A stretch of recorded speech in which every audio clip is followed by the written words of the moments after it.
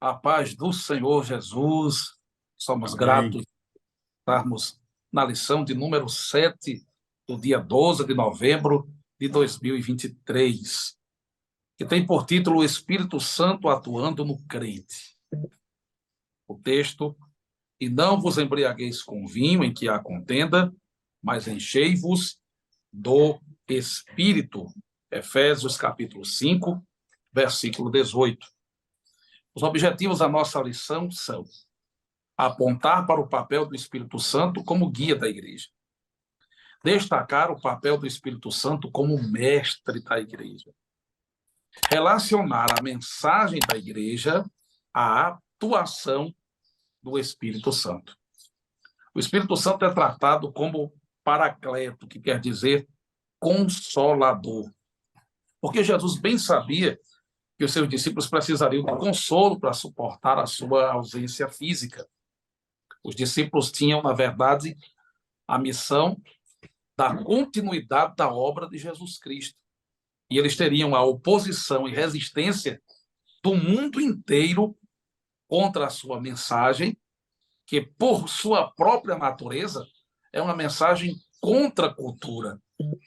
É uma mensagem que está totalmente contra os princípios e os padrões deste mundo. Jesus apresentou alguns aspectos do ministério do Espírito Santo aos seus discípulos, entre eles que o Paracleto divino age dentro de um plano ordenado e todo especial. Ou seja, o Espírito Santo não seria apenas uma companhia, um conforto na hora das tribulações, mas ele os guiaria, os instruiria e ainda falaria por meio deles. Jesus deixou uma promessa aos discípulos. Ele enviaria um outro consolador, alguém da sua mesma espécie, da sua mesma natureza, igual a ele. E este é o Espírito Santo. Primeiro ponto da lição: o Consolador prometido. Pastor Souza, Pastor Túlio. Bênção de Deus aqui, esse Consolador prometido. Realmente, quando Jesus estava chegando o tempo de cumprir a sua missão na terra e retornar para os céus, juntamente ali com os seus discípulos, ele manifesta, descreve, fala aos seus discípulos, mostrando essa promessa, que ele iria voltar para Deus, mas ele enviaria outro Consolador. Nós até já discutimos em lições anteriores que essa expressão outro Consolador não tem a ver com uma pessoa diferente, que seja assim, a nossa linguagem natural. Geralmente, quando diz que ele manda outro, dá a entender que é outra pessoa, com todas as características diferentes da nossa. No sentido teológico, esse outro Consolador ele tem a mesma natureza, que é o Espírito Santo, que ele estaria conosco, este Paracleto divino, que não somente ele viria para estar conosco, mas ele substituiria essa relação espiritual e paterna. Ele não nos deixaria órfão. Por quê? Então, ele substituiria um papel de pai e mãe, ou pai ou mãe conosco. Essa relação paterna em que nós, como filhos de Deus, somos consolados por esta grande obra. Então, esse Espírito Santo, ele veio para estar conosco, não somente ficar ao nosso lado, mas dentro de nós, do nosso coração.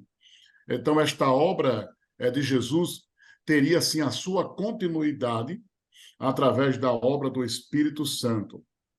Podemos dizer assim que o Espírito Santo é aquela promessa que havia sido já profetizada por Joel, no capítulo 2, verso 8, lá no livro do profeta, em que ele se manifestaria.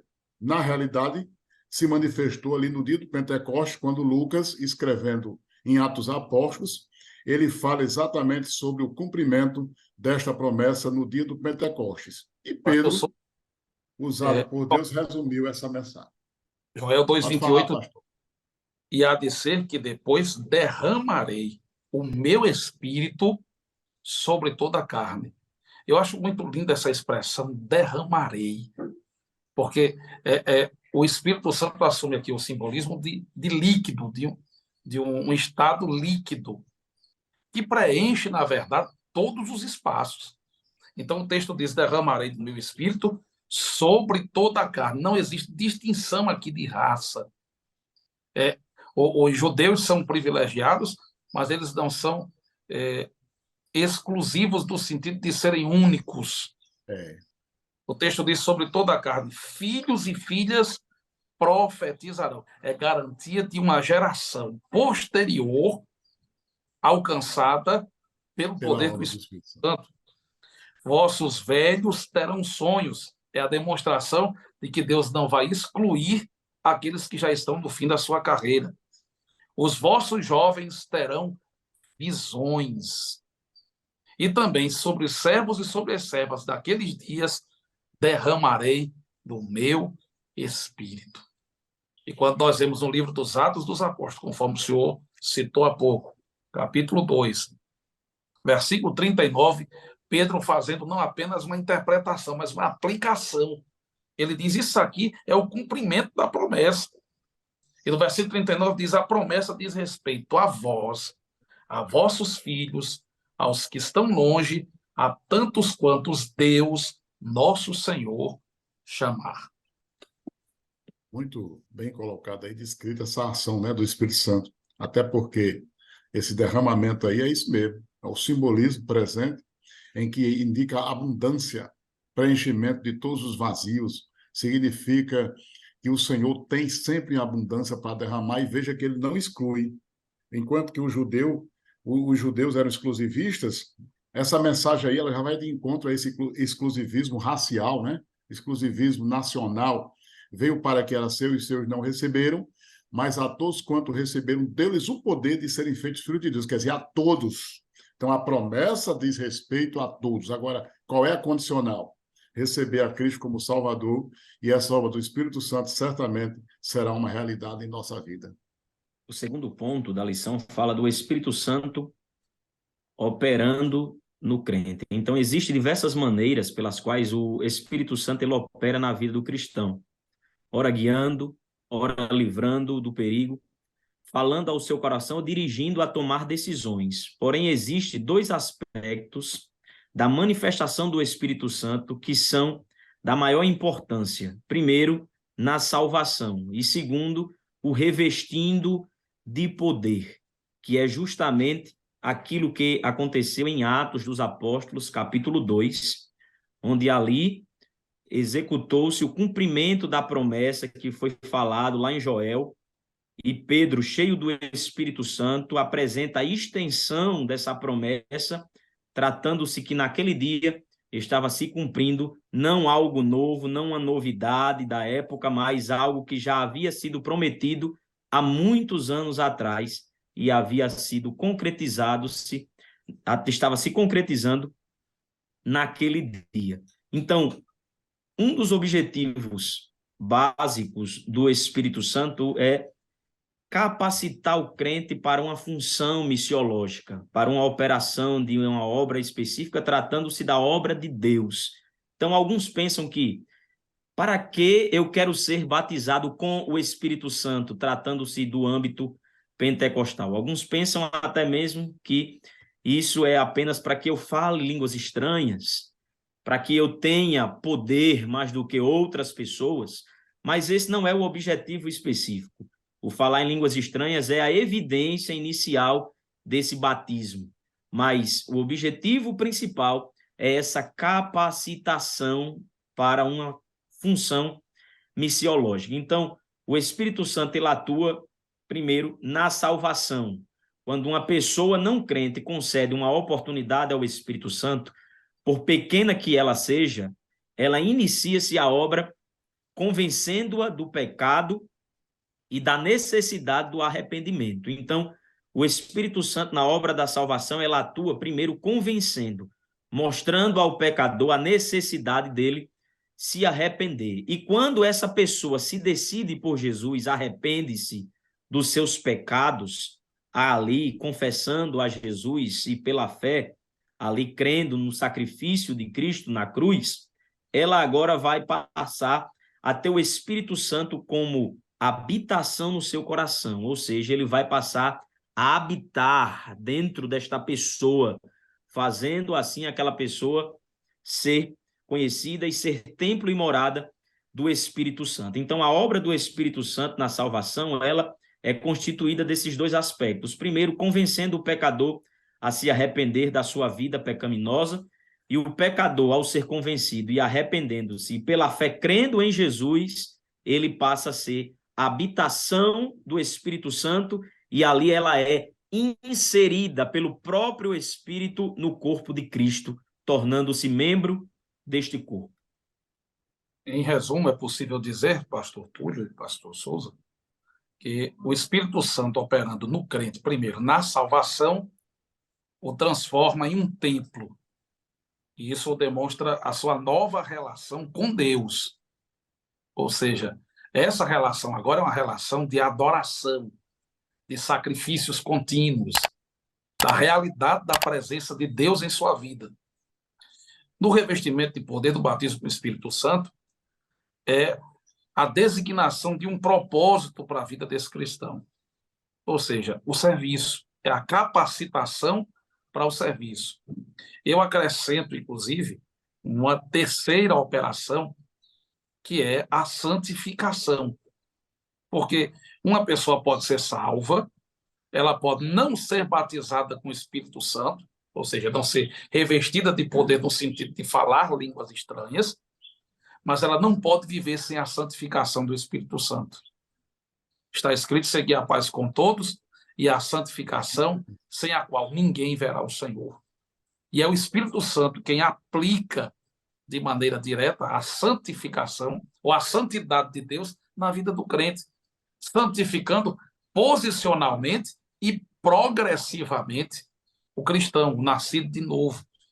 Então, é possível fazermos um resumo desse segundo ponto, mostrando que a atuação direta do Espírito Santo na vida do crente é, em primeiro lugar, a salvação, fazendo dele uma nova criatura e agora um templo para adoração, para o relacionamento com Deus, no serviço, e isso o batismo com o Espírito Santo entra como um auxílio e não como uma condição para servir ou para ser salvo, mas como um auxílio, um reforço para o cumprimento desse propósito, dessa missão. E terceiro, na própria santificação. E agora chegamos ao terceiro ponto, a atuação do Espírito Santo no pecador, embora isso já tenha sido citado, inclusive, em outras lições, a oportunidade de repetir é para que isso fique fixo, seja fixado na mente do aluno, para que ele, pela repetição, possa guardar a instrução que foi concedida. Pastor Souza, atuação do Espírito Santo no pecador. Bem interessante essa temática, até porque falamos em lições anteriores, e aqui nós teremos aqui mais detalhes, exatamente um tópico falando sobre essa atuação do Espírito Santo na vida do pecador. Então, ele atua na vida do homem pecador quando convence-o do pecado, da justiça e do juízo, que são os três pilares fundamentais dessa obra do Espírito Santo, atuando em todos os sentidos, em todas as direções, tendo como alvo a raça humana, porque Deus amou o mundo de tal maneira que deu o seu Filho unigênito. Aqui está o grande propósito, o alcance dessa obra missionária, desta obra regeneradora, desta obra do Espírito Santo, de uma maneira tal que essa convicção revela-se através das próprias atitudes, quando esse homem ou essa mulher ou esta pessoa se arrepende e aceita Jesus como Salvador. Então, essa expressão, aceitar Jesus como Salvador, não é uma expressão apenas simbólica, não é uma expressão apenas gramatical, não é uma expressão apenas oral, dizer, eu aceitei, mas sim uma expressão prática de vida, em que aquela pessoa resolve mudar de atitude, resolve mudar de conduta, resolve mudar de ações contrárias à vontade de Deus e passa agora a reconhecer o sentido do Calvário na sua vida. A obra do Espírito Santo não tem a ver com aquelas pessoas, eu já aceitei Jesus desde o meu nascimento. Primeiro, isso aí é até uma expressão errada, porque o aceitar Jesus implica em um conhecimento tácito e, ao mesmo tempo, um conhecimento consciente desta obra do Espírito Santo em nós. Então, a atuação do Espírito Santo na nossa vida ocorre na nossa mente, no nosso intelecto, na nossa vontade, nas nossas escolhas, e aí a gente passa agora a entender essa necessidade de que nós estamos perdidos e necessitamos de salvação, de que nós estamos em trevas e agora necessitamos de uma luz de Deus, de que nós estamos sem rumo e agora Deus nos dá a direção. Então, esta obra do Espírito Santo, este pilar fundamental, é interessante porque ele nos convence do pecado. Primeiro, eu tenho que entender que eu preciso de um Salvador. Por isso que Jesus diz, do pecado, porque eles não creem em mim. Eu tenho que entender que eu preciso de um Salvador para a minha vida, que a minha vida precisa de uma regeneração, que o meu coração precisa de uma compreensão maior.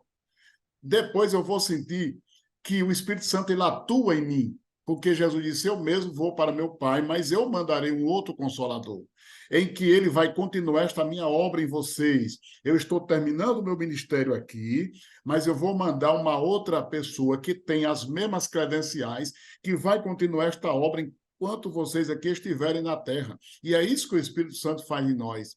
Quando Jesus volta para Deus, Jesus manda, envia o Espírito Santo através da sua obra regeneradora, salvadora, que já é uma obra divina, e ele atua em nossa vida. Então, a gente sabe que Jesus volta para o Pai, mas o Espírito está conosco. Então, cremos na atuação do Espírito Santo em nós. E quando nós estamos nessa obra, acreditamos, né, que um dia haverá um julgamento para todas essas nossas ações. O Espírito Santo é chamado aí de o Espírito Santo da verdade. Em contraposição à mentira que predomina no mundo. O Espírito Santo, ele é o portador da verdade, e uma verdade absoluta. A igreja do Senhor Jesus, ela é chamada de coluna e firmeza da verdade. Não por causa da atuação humana, mas por causa da atuação do Espírito Santo. Então, quando o Espírito Santo convence do pecado, da justiça e do juízo, ele está demonstrando uma verdade que outrora era oculta para nós. Porque nós estávamos vivendo uma mentira de maneira tão profunda que desconhecíamos totalmente a verdade. Nós estávamos numa espécie de bolha, não compreendendo o que estava acontecendo fora de nós, a parte desse mundinho que nós construímos ou que foi construído para nós vivermos nele. Agora, quando o Espírito Santo atua, e ele atua na mente, do convencimento, aí nós saímos dessa redoma, dessa bolha, e entendemos a verdade. E a verdade é, há uma condenação, ela será iminente, será eterna, mas há uma saída, a salvação através do Senhor Jesus Cristo. E o Espírito Santo não só mostra ou descortina essa verdade, como ele capacita-nos a tomar a decisão de andar na verdade, de viver na verdade e de sermos transformados pelo poder de Jesus Cristo ou da obra de Jesus Cristo. Pastor Túlio? Então, a atuação do Espírito Santo, como foi falado no pecador, esse segundo ponto, também ele atua no cristão. E a atuação do Espírito Santo no cristão, ele passa inicialmente pela obra da regeneração, essa mudança de natureza operada pelo próprio Espírito, mas também ele produz crescimento, ele dá entendimento, ministra dons, dá direção. Então, a atuação do Espírito Santo no cristão passa por esses aspectos de instruir, de capacitar, de dar direção.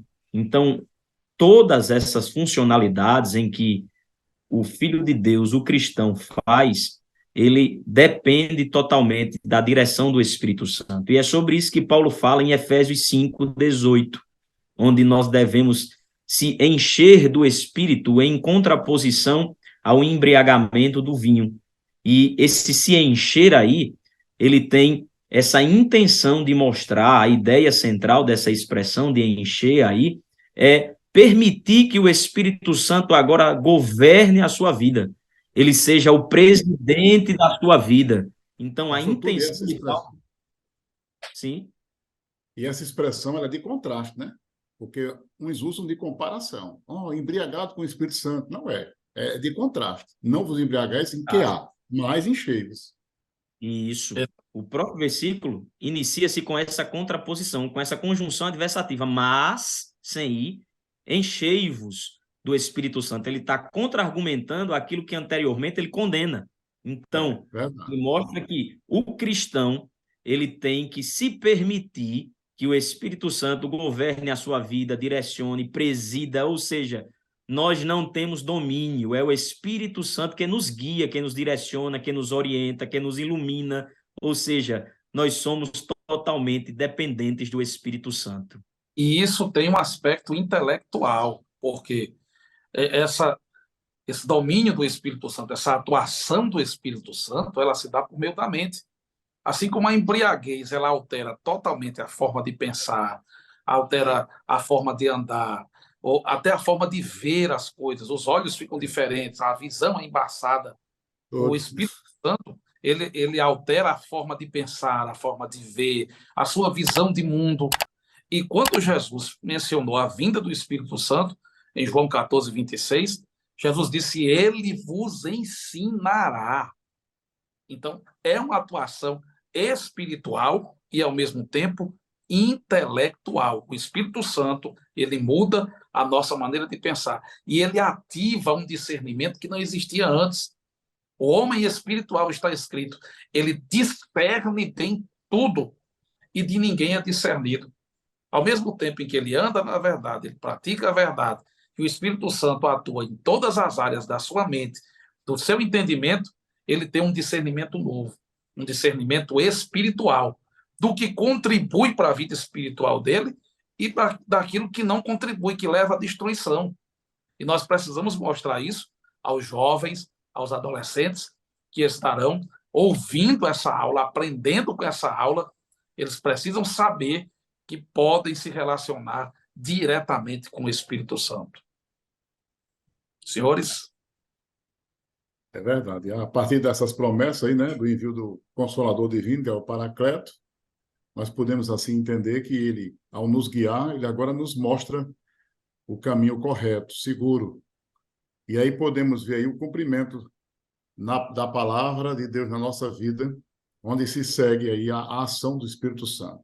Então, esse Espírito que foi derramado em Jerusalém, ele opera em nós, na vida dos crentes, e ainda continua agindo em nossos dias. Então, essa ação do Espírito Santo em nós nos leva a entendermos que todas as nossas ações elas terão um cumprimento e serão cobradas no futuro. Por isso que ele nos convence do pecado, porque não crê em Cristo, da justiça, porque ele foi, mas o Espírito Santo está conosco, e do juízo, porque o príncipe deste mundo está julgado. Quer dizer, isso significa que todas as coisas elas terão um desfecho final, onde nós seremos galardoados de acordo com a nossa condição de vida. Então, aquilo que nós plantamos hoje, nós colheremos amanhã. É uma lei natural e também é uma lei espiritual. Então, o Espírito Santo está em nós de uma maneira tal que nós possamos compreender que aquilo que nós estamos colhendo, aliás, plantando, nós também um dia colheremos. Se nós colhermos pelo Espírito, nós teremos uma colheita boa do Espírito. Se nós plantarmos na carne, nós teremos uma colheita na carne. Então, o Espírito Santo, ele opera em nós, através das suas ações poderosas, nos dando a dimensão do profundo e do escondido e revelando as coisas preciosas de Deus. Pastor Túlio? Já tecendo as minhas considerações finais, além do Espírito Santo atuar desta forma, capacitando, ele nos faz lembrar dos ensinamentos que nos foi ensinados para, nas horas necessárias, nós utilizássemos dele e viver uma vida totalmente fundamentada nesses princípios da palavra de Deus. Então, que tudo quanto foi ministrado nessa aula, que o Espírito Santo, após você receber essa aula do seu professor, faça lhe lembrar cada vez mais esses ensinamentos que fundamentará a sua vida e certamente você aumentará o nível de intimidade para com o Espírito Santo. Que Deus abençoe a todos em nome de Jesus. Nossa geração, ou essa geração de jovens posterior a nós, tem uma grande curiosidade sobre o mundo espiritual.